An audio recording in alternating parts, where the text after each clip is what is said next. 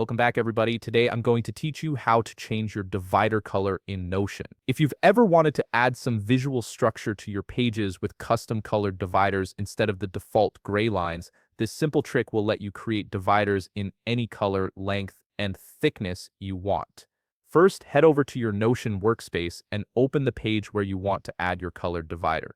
This works on any page, whether it's a dashboard, notes page, or project tracker.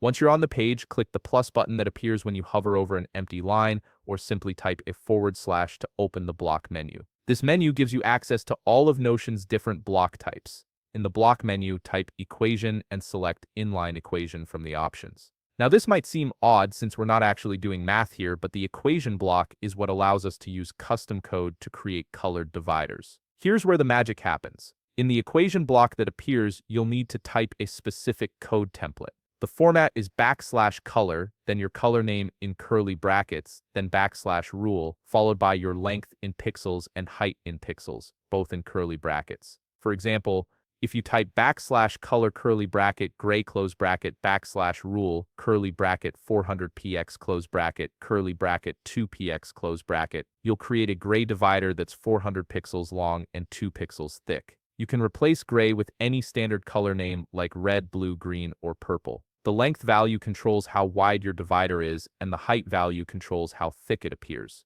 Feel free to experiment with different numbers to get the exact look you want. Once you've typed your code, click Done or press Enter outside the block to render your colored divider. You should see it appear as a solid colored line on your page. To customize it further, simply click on the equation block again and edit the color, length, or height values. You can even use hex codes if you want precise color matching with your brand or design system. The best part is you can duplicate this block and edit it to create multiple dividers throughout your page, each with different colors and sizes. This is perfect for creating visual sections and organizing your content. The example codes are displayed at the top of the page, so feel free to copy them and try them yourself.